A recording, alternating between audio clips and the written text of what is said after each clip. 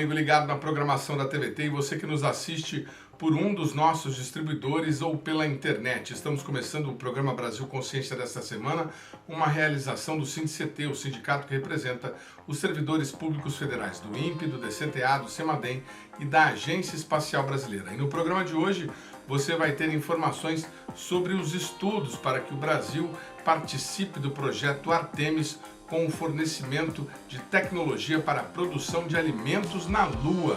A Agência Espacial Brasileira e a Embrapa realizaram na última semana um workshop no qual foi discutida a possibilidade de plantar batata doce e grão de bico no nosso satélite natural. Daqui a pouquinho você fica sabendo de mais informações. Você também terá um detalhamento do cronograma anunciado pela Agência Espacial Brasileira para o lançamento, finalmente, do VLM, o Veículo Lançador de Microsatélite, que deve ser o principal foguete brasileiro em atividade nos próximos anos. Tem teste com o motor S-50 previsto para o meio deste ano. Mas antes, a gente vai falar para vocês sobre uma medida administrativa muito importante e que foi lançada no mês passado, em fevereiro, o Plano de Dados Abertos do Ministério de Ciência e Tecnologia, o PDA. E a gente está aqui com a Mariana Moura, que trabalhava no Ministério e coordenou esse trabalho. Ela não está mais no Ministério, mas vai falar para a gente como é que funciona esse trabalho e que tipo de dados o cidadão ou o pesquisador, tomador de decisão, pode encontrar no PDA. Muito bom dia, Mariana. Obrigado por você ter atendido ao nosso convite. E explica para a gente como é que é esse documento aí que você deixou durante o seu trabalho, sua passagem lá no Ministério. Bom dia. Oi, Edmo, bom dia. Bom dia a todas e a todos. É um prazer estar aqui de novo conversando com vocês. E, inclusive, para falar de um trabalho assim tão legal como esse plano de dados abertos. Então, agradeço muito o convite por estar aqui conversando com vocês sobre o plano. Esse plano, ele foi coordenado, organizado, realizado pela Coordenação de Governança de Dados do Ministério de Ciência, Tecnologia e Inovação, que é dirigido pela Maíra, uma técnica com uma formação bastante consistente nessa área de dados abertos, e pela equipe toda, né, da coordenação, que é formada só por mulheres. Então, você vê que esse é um documento feito a muitas mãos por muitas mulheres bastante competentes. Que bacana. Mas me esclareça, por gentileza, a minha curiosidade e a curiosidade do nosso telespectador. Que tipo de informação o interessado pode encontrar no plano? A gente pode descobrir, por exemplo, se existem pesquisas e quais são elas em determinada área, ou a gente se atém mais a dados sobre investimentos e questões administrativas da pasta? Tá, então esse plano desse ano, na verdade, teve um quadrienal anterior, né? A gente estava conversando aqui antes, que foi até 2023, e a gente precisava fazer uma nova rodada de abertura de dados para 2024 a 26. E o diferencial desse 24 a 26 é que a gente partiu do princípio de que o Ministério da Ciência e Tecnologia precisava trabalhar mais com a chamada transparência ativa do que com a transparência passiva. Veja só, transparência passiva é quando a gente recebe umas demandas da sociedade de informações, a chamada Lei de Acesso à Informação ou uma série de outros instrumentos que obrigam, né, o Estado brasileiro a liberar alguns tipos de informação.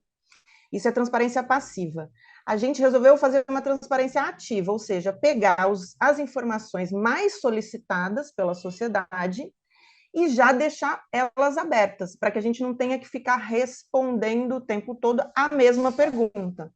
Né? Então, se vocês observarem lá, o plano de dados foi publicado na página de dados abertos do Ministério da Ciência e Tecnologia, então você vai lá, mcti, né, .gov.br, tem a parte acesso à informação, lá tem dados abertos, e foi publicado lá o mês passado o plano.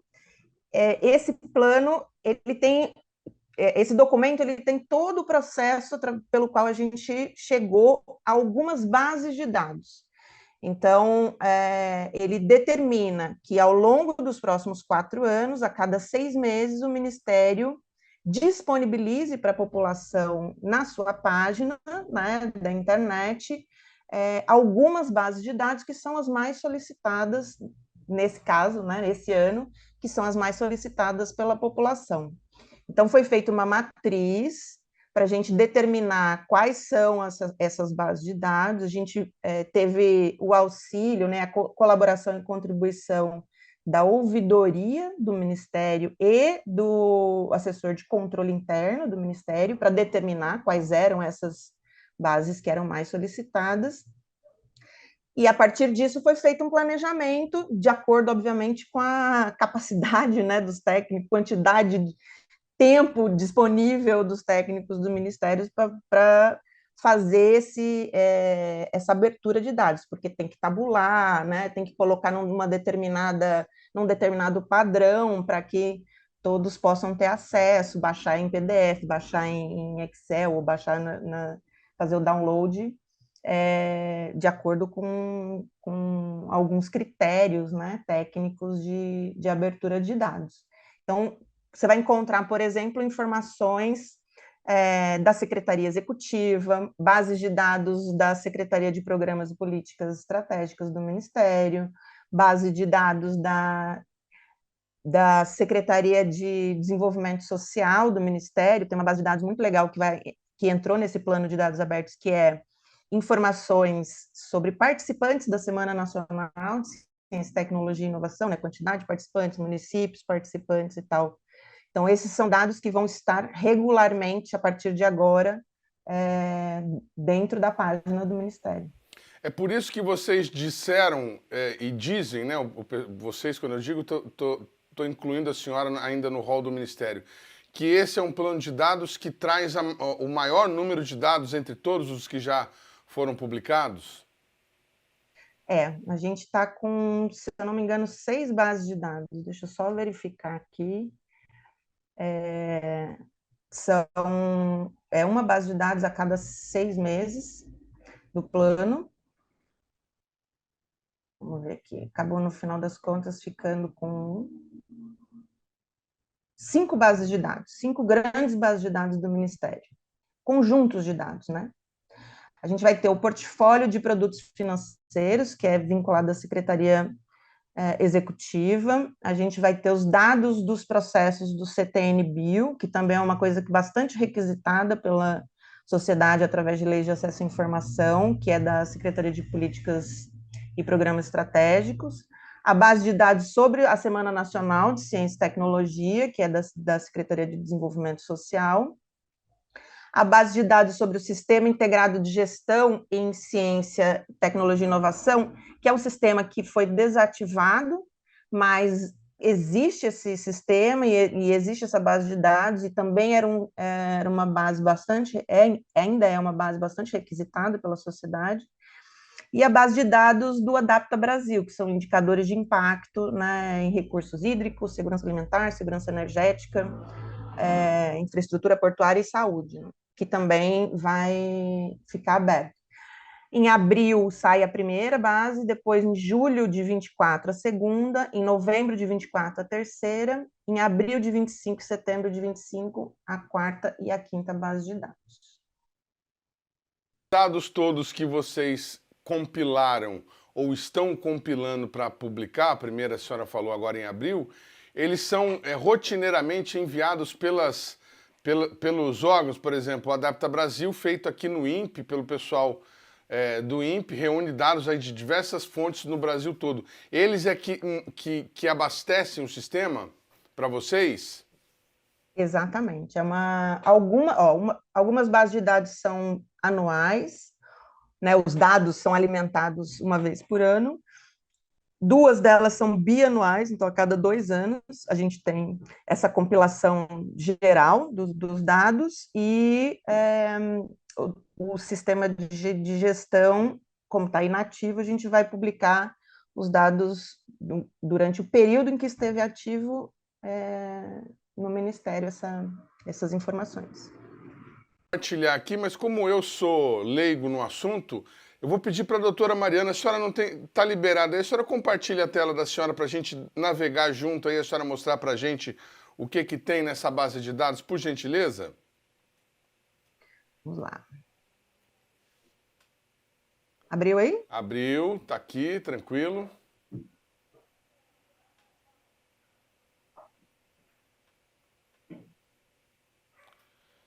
Bom, então tá aqui Quadro aberta. 2, bases selecionadas para abertura versus cronograma de abertura.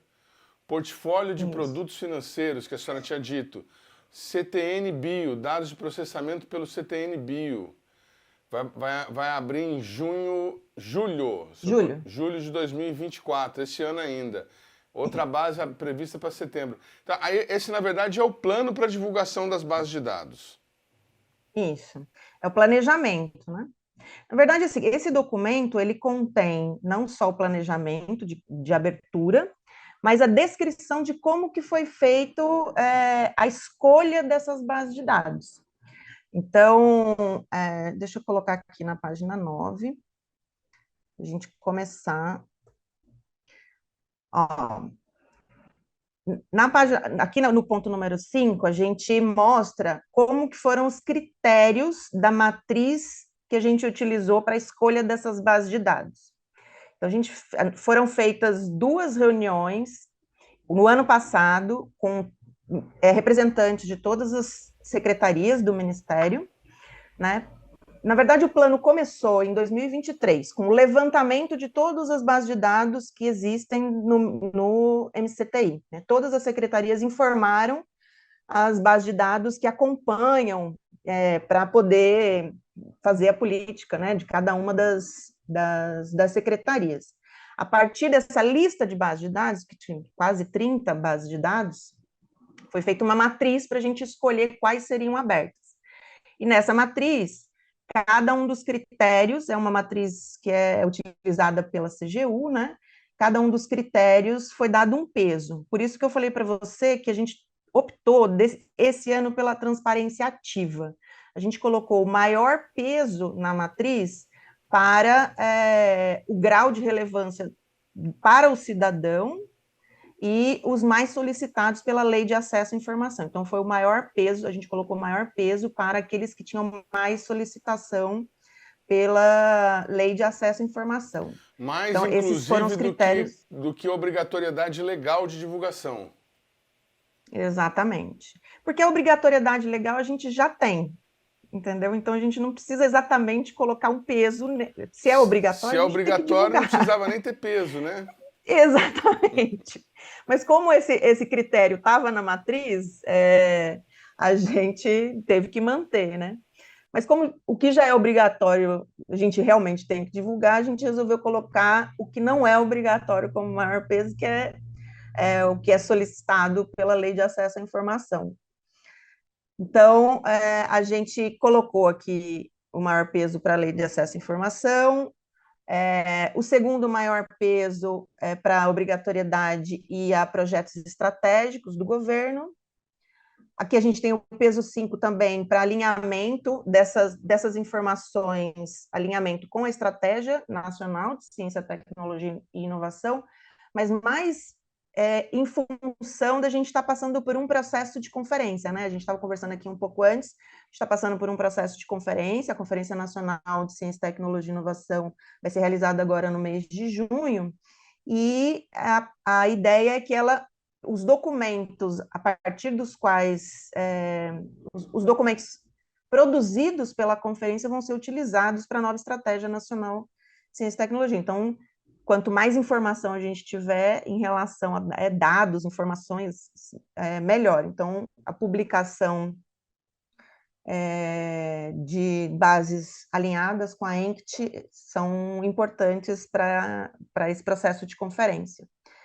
E, em quarto lugar, então, em primeiro lugar, o grau de relevância e alinhamento com a estratégia, em segundo lugar, obrigatoriedade e projetos estratégicos do governo e possibilidade de fomento a novos negócios na sociedade. Então, a utilização dessas informações pode gerar novos negócios, então esse foi também um critério utilizado.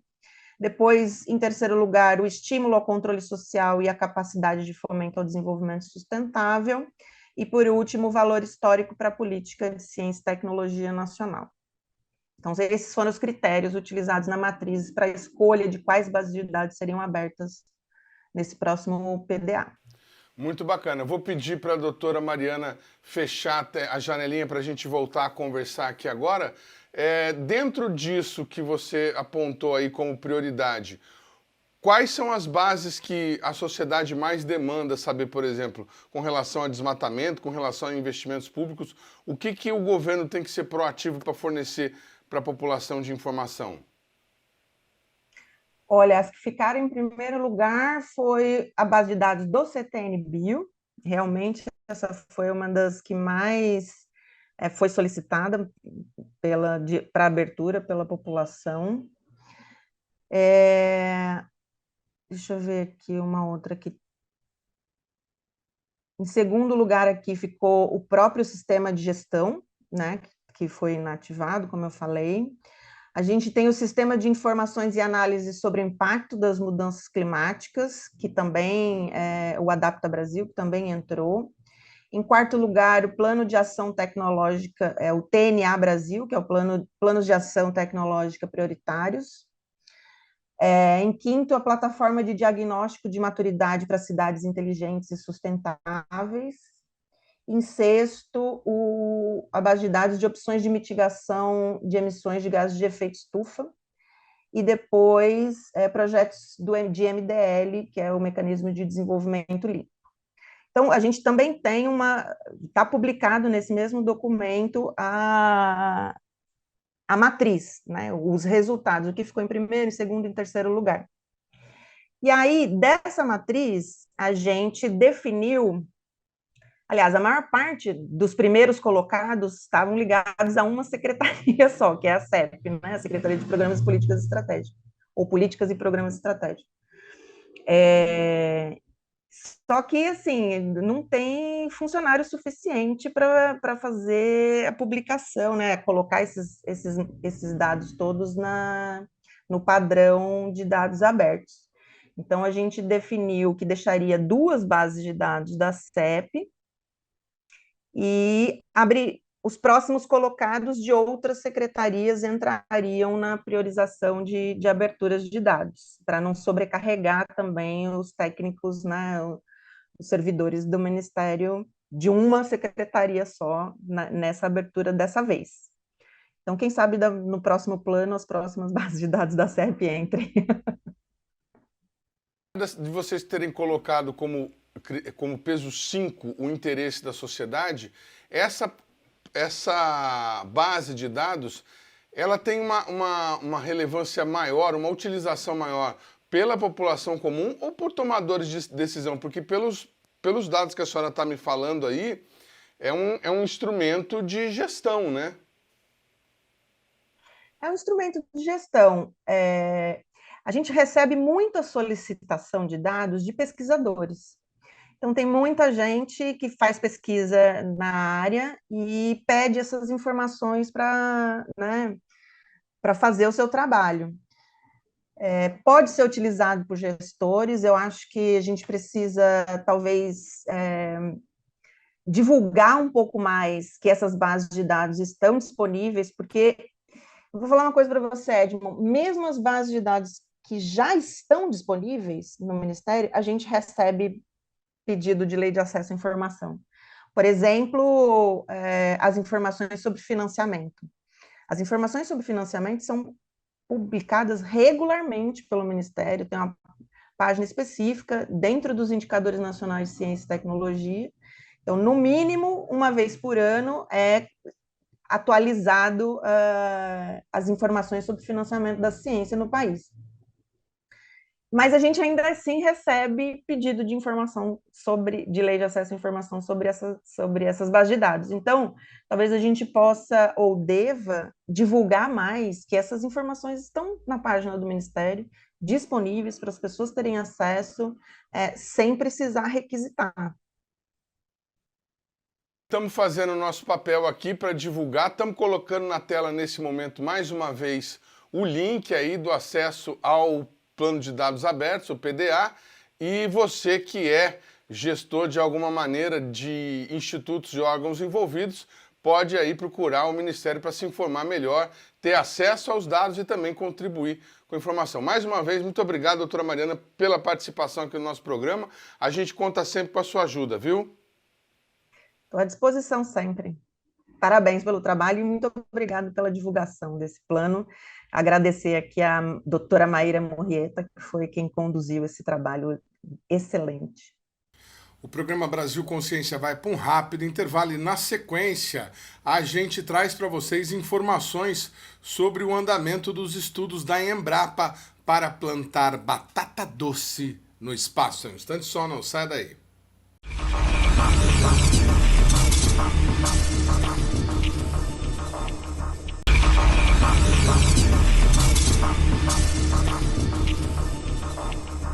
Segundo bloco, o programa Brasil Consciência de volta, e a gente fala agora sobre essa iniciativa envolvendo a Agência Espacial Brasileira e a Embrapa para produzir alimentos no espaço. Como alguns de vocês sabem, a Agência Espacial Brasileira assinou um convênio com a NASA para participar oficialmente do projeto Artemis, que pretende não apenas retornar com uma missão tripulada à Lua, mas também instalar uma base permanente de astronautas no nosso satélite natural. Essa base deve ter capacidade para produzir seu próprio oxigênio e também para produzir alimentos e permitir aí estadias prolongadas. Neste aspecto, nessa parte é que o Brasil está participando, conforme nós já mostramos aqui nesse programa, em entrevista exclusiva com o novo presidente da Agência Espacial Brasileira, que foi quem assinou esse convênio com a Embrapa. Agora eles estiveram reunidos nesta última semana lá em Campinas,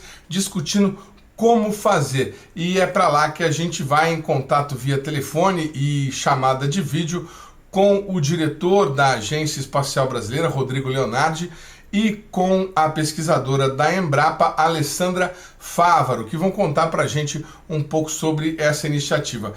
Boa tarde, boa noite, Rodrigo. Obrigado por você ter atendido a gente. Explica, por gentileza, por que vocês resolveram criar este evento.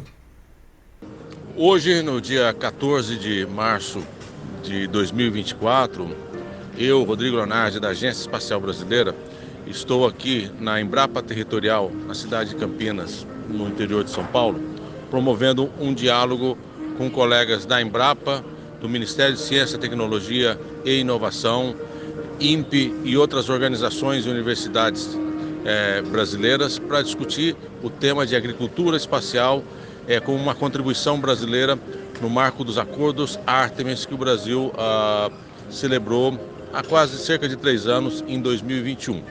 Nós temos discutido o potencial do Brasil contribuir com a sua expertise na questão da agricultura espacial, promovendo uma visão de que em algum momento na próxima década a humanidade estará retornando para a Lua, já com o intuito de ter uma presença contínua na superfície desse satélite natural da Terra. E a humanidade, obviamente, não vai conseguir completar essa visão de futuro de uma permanência contínua se ela não dominar as tecnologias básicas de levar consigo a agricultura para cultivar no interior de ambientes fechados, né? Também no ambiente cislunar e também em cavernas na Lua. Então estamos aqui discutindo uma visão de futuro. O Brasil tem expertise e a Embrapa, especialmente a Embrapa, tem uma tradição e um reconhecimento mundial nessa área. Estamos muito motivados em conectar a nossa comunidade brasileira de cientistas com a comunidade internacional nesse tema do Artemis, especialmente em agricultura espacial. Muito bem, vamos falar agora então com a representante da Embrapa, que organizou esse workshop lá em Campinas, doutora Alessandra Fávero, que está nos acompanhando pelo celular lá em Campinas, nos ajudando a entender aí essa reunião. Professora, muito obrigado por a senhora ter atendido o nosso convite. A gente gostaria de começar perguntando o porquê da escolha da batata doce e do grão de bico para realizar as pesquisas iniciais de cultivo na Lua. Sim, nós escolhemos, depois de bastante discussão entre o grupo, nós escolhemos a batata doce porque é uma planta que é rica em carboidrato de lenta absorção, né? Então as raízes são ricas em carboidrato e as folhas elas podem ser consumidas na forma de salada e elas são ricas em proteína e ricas em fibra também. A batata doce que nós estamos escolhendo, ela é do tipo roxa, que é rica em antioxidantes também, o que é bastante interessante na prevenção do câncer. Então, é uma cultura também que não demanda muita água, então é eficiente no uso de água. E em situações extremas, como na Lua, a ideia é evitar excesso de resíduo. Então, a batata doce a gente consegue consumir praticamente ela inteira e evitando ter resíduos. Já o grão de bico, ele é um grão, né, rico em proteína, rico em fibras, de alta versatilidade. Você pode fazer vários tipos de prato, até hambúrguer você faz, né? E também é rico em triptofano, que é um precursor da serotonina, e que isso aí é muito interessante na melhoria do humor das pessoas em situações de ambientes fechados ou estressantes, como acontece com os astronautas. Isso pode ser bastante interessante. E aí fica essa dobradinha, né, de um alimento rico em carboidrato e outro rico em proteína, que seria a base alimentar das pessoas, como é o arroz e feijão. Né? Então, por isso, nós escolhemos essas duas culturas, além de outras características na parte de pesquisa, né? Produção e uma série de outras, genética e etc. Muito bem, a gente estava conversando aqui também que essa é uma pesquisa bastante interdisciplinar, por assim dizer, está reunindo 12 institutos e aproximadamente 40 pessoas. Que formações são essas? O que o pesquisador cientista brasileiro que está participando, de que áreas são esses cientistas? O que eles sabem para poder participar desse projeto tão importante?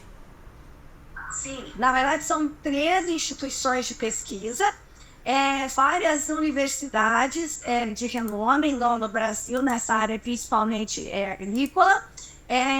Tem situações do tipo físicos, químicos, engenheiros, biólogos, agrônomos, e todos eles na ideia de ou fazer uma melhoria na própria planta, induzir uma geração de nova variabilidade genética, e para isso nós precisamos de físicos para a indução dessa geração, né, dessas variabilidades. E a seleção das plantas são feitas pelos melhoristas, então nós temos essa equipe, melhoristas especialistas em grão de bico e batata doce.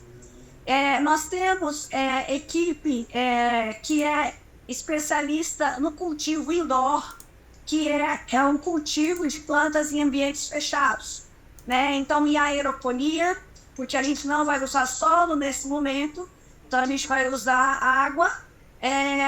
Nas raízes, que a aeroponia é uma mudança da hidroponia, né? Então, é nesse sentido que tem várias vertentes, inclusive também pensando no segundo momento, numa segunda fase do projeto, testar esses materiais que foram adaptados a condições de ambientes fechados, como fazendas verticais, em situações de espaço. Né? Então, o INPE também está envolvido nessa linha de programar de experimentos para a Estação Espacial Internacional ou foguetes, enfim. Então, tudo isso está sendo planejado. Muito bem. Uma outra questão que desperta curiosidade. Vocês estão pesquisando ao mesmo tempo as plantas, as culturas que podem ser mais úteis e mais adaptáveis, e também estão pesquisando os próprios módulos, né? Como construir, o que eles precisam ter e tudo mais.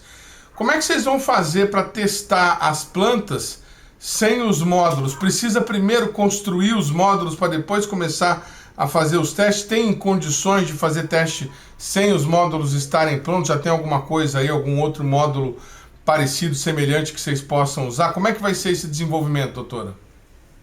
O que você chama de módulo seria esse ambiente fechado, esse cultivo, né, como se fosse uma caixa, né? Exatamente. Não, essas estruturas a gente já tem, né? Inclusive é tecnologia Embrapa. Existe a equipe que trabalha com fazendas verticais, já desenvolveu tecnologia, por exemplo, para cultivo de plantas, de hortaliças dentro das cidades. Existe, por exemplo, uma tecnologia que é da Embrapa e que já é uma empresa privada, em São Paulo, que é um grande container que é produzido e comercializado essas hortaliças dentro de São Paulo, né? Então, a tecnologia já existe, né? Os equipamentos, alguns já existem, outros nós precisamos adquirir, né? Durante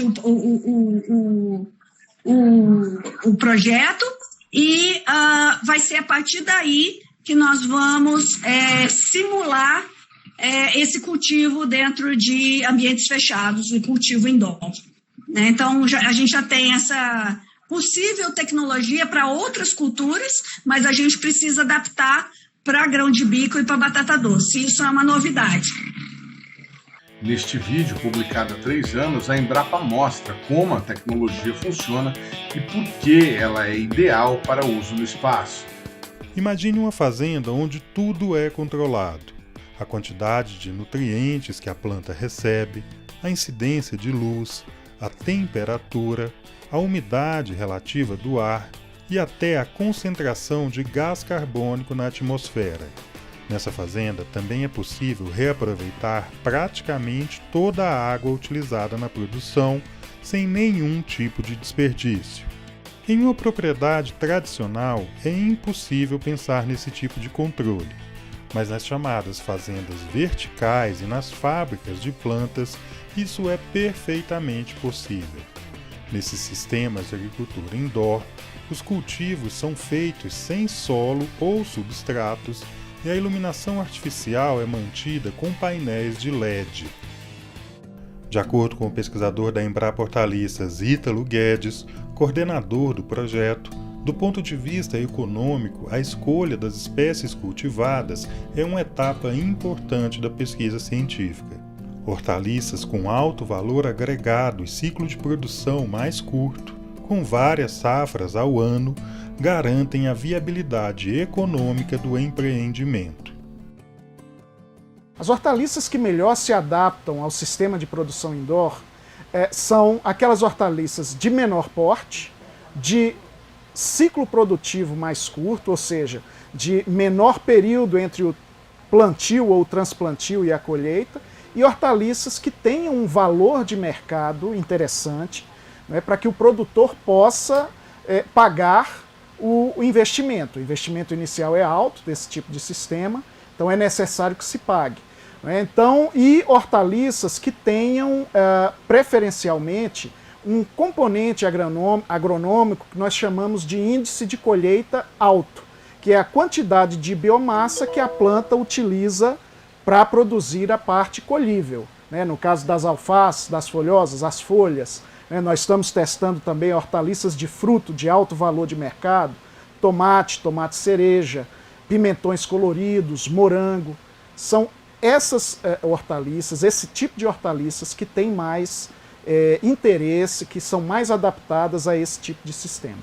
As vantagens da agricultura indoor para o produtor são a possibilidade de produzir independente das condições climáticas. Essa é a principal vantagem.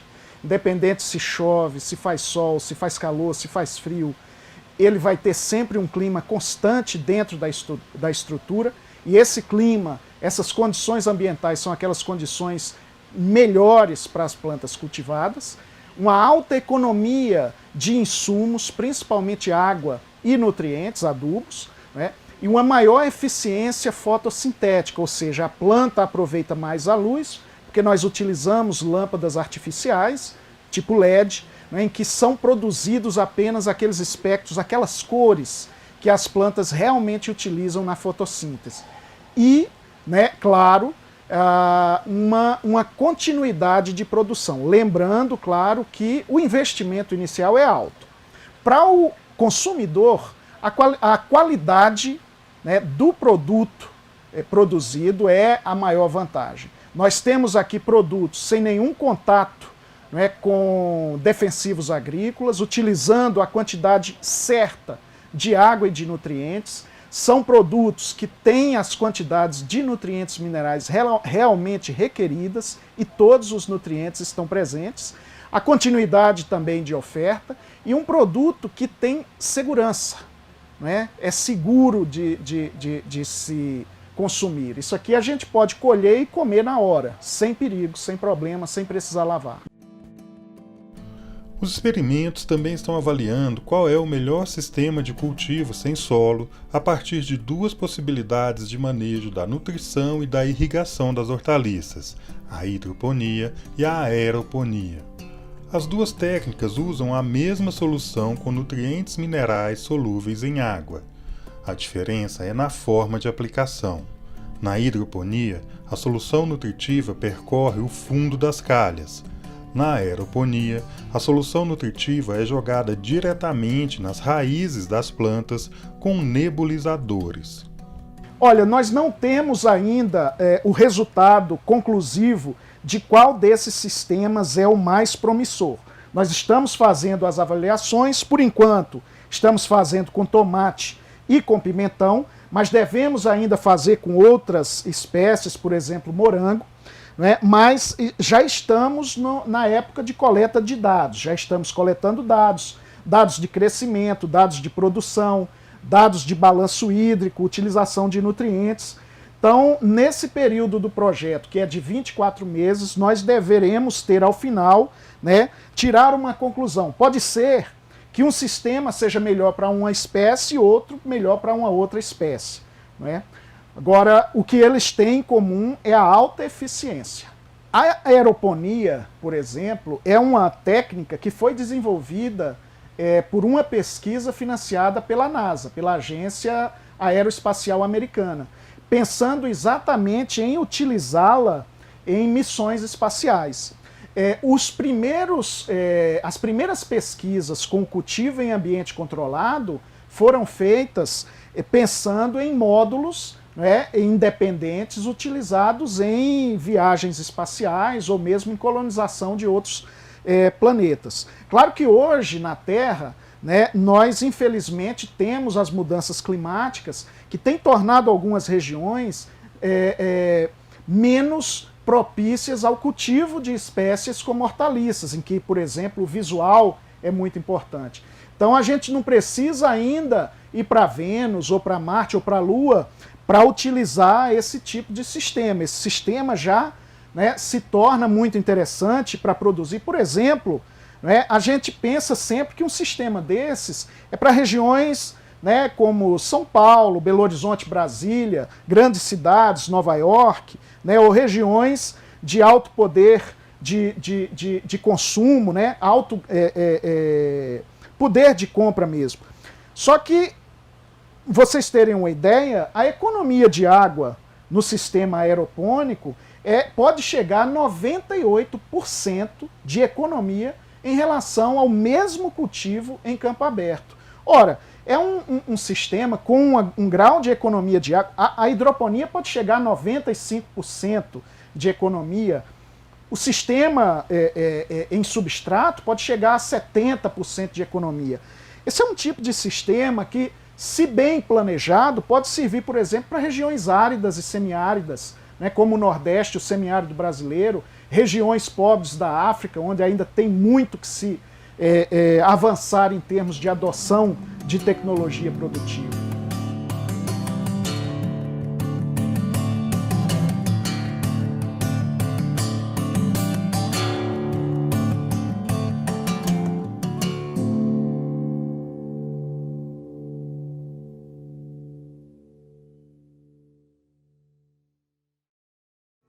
E quando é que a pesquisa de vocês deve apresentar alguma evolução, algum tipo de protótipo? Tem algum agendamento, algum calendário de avanços futuros?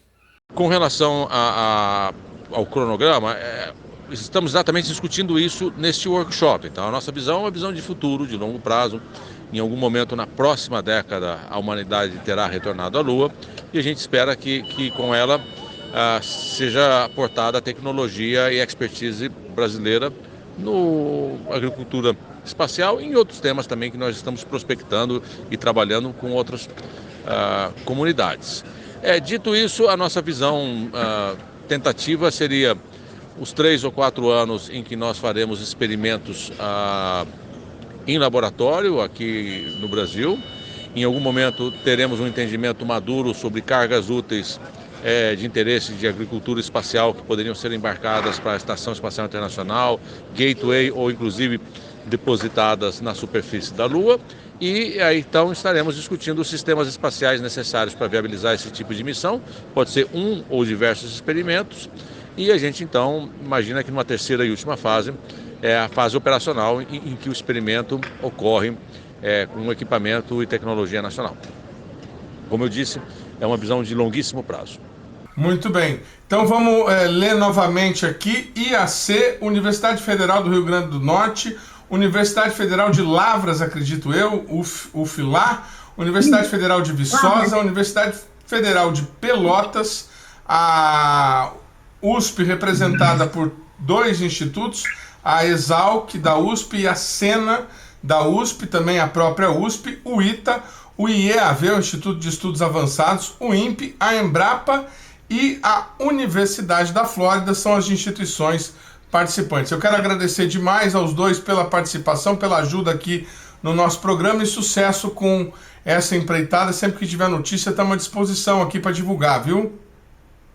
Muito obrigada pela oportunidade, pela divulgação do trabalho. Obrigada, viu? Eu que agradeço a oportunidade de estar aqui divulgando as iniciativas da Agência Espacial Brasileira e em especial da comunidade científica brasileira interessada em atuar no Artemis, em agricultura espacial. Estamos sempre à disposição para divulgar as iniciativas da agência e da nossa comunidade, dos canais de comunicação. Muito obrigado pelo interesse e pelo contato. Um grande abraço. Obrigado. O programa Brasil Consciência vai para um rápido intervalo e a gente volta já já com muito mais informações. No instante, só não sai daí.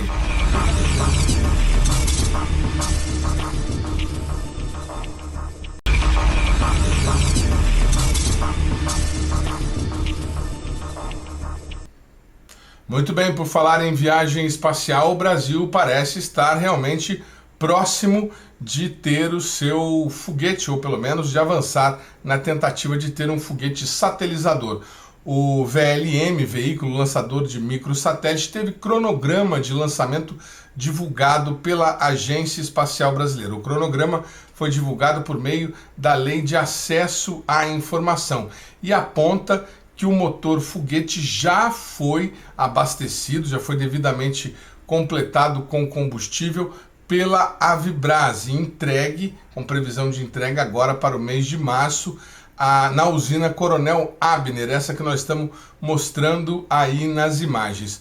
O foguete S-50, esse que é o motor do veículo VS-50, deve ser testado mais uma vez no banco de tiro, conforme já havia acontecido lá em 2021, no final daquele ano, no primeiro teste no banco de tiro com o primeiro motor. Dessa vez, o motor terá, além da sua estrutura física, também partes que foram desenvolvidas pelo DLR alemão, que é a saída da tubeira, que deve direcionar o foguete no espaço.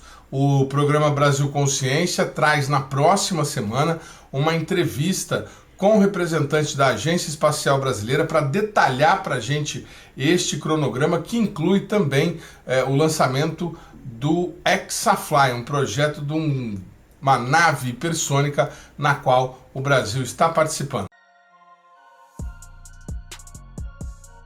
O projeto Hexafly é um projeto internacional, o próprio nome dele fala, Hexafly International, e ele é um projeto capitaneado pela ESA, que é a Agência Espacial Europeia. Ele tem por finalidade demonstrar a capacidade de se manobrar um veículo hipersônico, ou seja, voando a 8 vezes a velocidade do som na atmosfera terrestre. Atualmente o projeto ele é composto por 3 consórcios: o consórcio da Comunidade Europeia, o consórcio da Federação Russa e o consórcio australiano. E o quarto consórcio a entrar será o consórcio brasileiro, capitaneado pela Agência Espacial Brasileira, e que nós estamos, digamos assim, nas últimas negociações que tornarão a participação brasileira oficial. Como ele vai ser lançado muito alto, em torno de 80, 90 quilômetros, a atmosfera lá ela é muito rarefeita. Então, superfícies de comando de aeronaves, por exemplo, flaps, ailerons, lemes, eles não têm efeito nenhum. Então ele tem um módulo que ajuda ele a manobrar. Esse módulo ele possui jatos de gás frio, que enquanto ele estiver caindo e acelerando até a atmosfera sensível, que é em torno de 30 quilômetros, né, esse módulo vai estar ajudando nessa manobra. Ele se separa e aí então ele já vai estar na atmosfera sensível e vai realizar as manobras, não é? Demonstrando a capacidade de se controlar um veículo voando a 8 vezes a velocidade do som. Isso é um desafio bastante grande. E para que esse experimento seja realizado, ele precisa ser acoplado a um veículo lançador, protegido por uma coifa, não é, como essa daqui, não é, e propelido utilizando um foguete brasileiro, o VS-50, não é, que constitui uma das contrapartidas brasileiras. A outra contrapartida é a própria campanha. O veículo vai ser lançado de Alcântara, no Maranhão, em 2021. O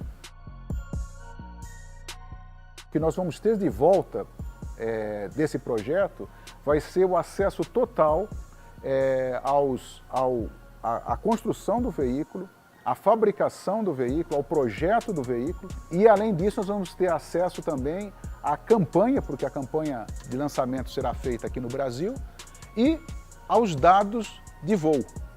Então, todas essas informações que estaremos obtendo, não é, elas serão, de certa forma, incorporadas no projeto do 14X.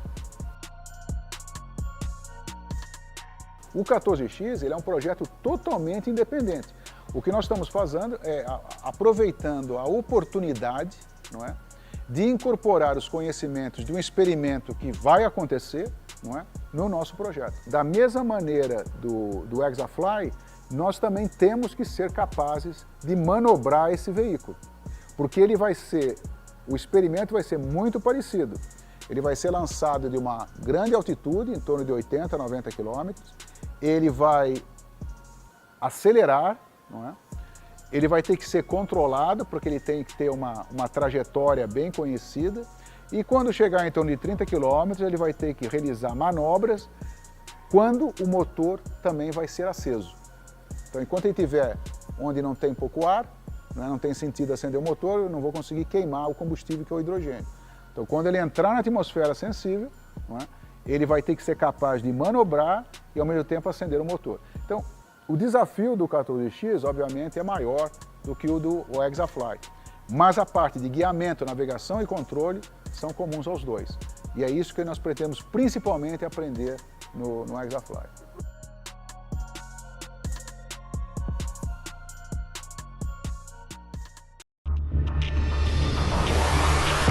O foguete Kairos, produzido pela empresa japonesa Space One, explodiu logo depois do seu lançamento inaugural na última quarta-feira.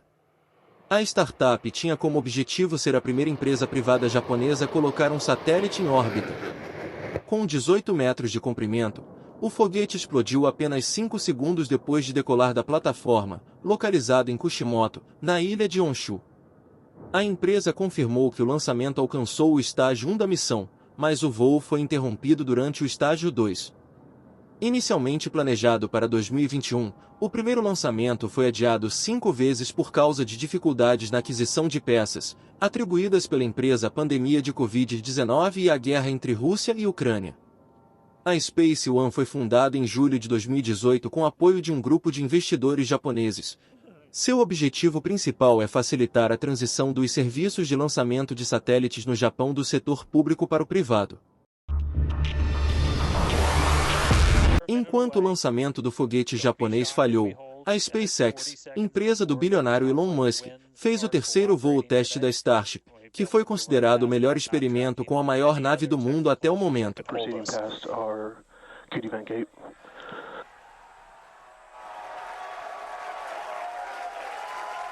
Through the QD vent gate past the 40-second hold.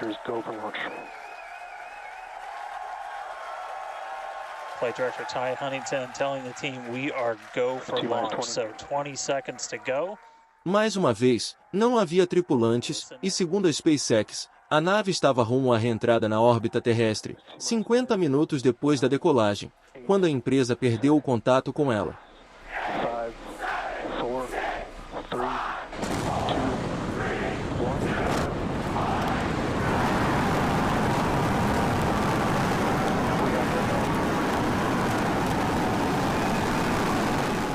A Starship nunca havia ido tão longe e o foguete que a impulsiona nunca chegou perto de terminar sua trajetória nos 2 testes anteriores, ambos em 2023.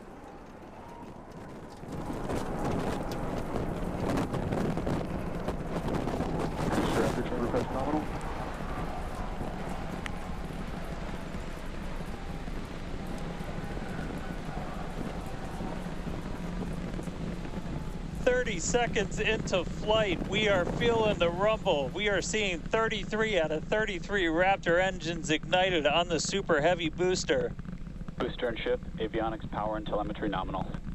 Acquisition of signal, corpus Christi. Desta vez, ele se separou da nave 3 minutos depois da decolagem, mas, segundo o New York Times, o chamado primeiro estágio do veículo espacial não fez um pouso completamente bem-sucedido no Golfo do México, como previsto.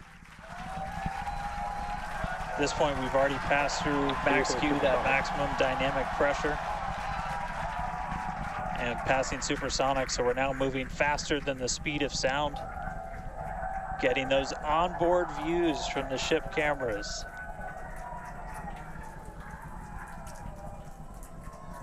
Now the next major milestone is going to be a hot staging maneuver. Again, we're going to be doing that in just about 90 seconds. To do that, we're going to shut down all but the 3 center Raptor engines on Super Heavy. That'll be our MECO, our most engines cut off. And then the clamps holding the 2 stages together are going to release. Starship's second stage will ignite its engines, the RVACs first, the sea levels right after that. The sea level engines will be splayed or just kind of pointed out at about a 15-degree angle. So if you look close and we get good tracking, you might be able to see those center right after. And so those 6 engines will push Starship off of the booster.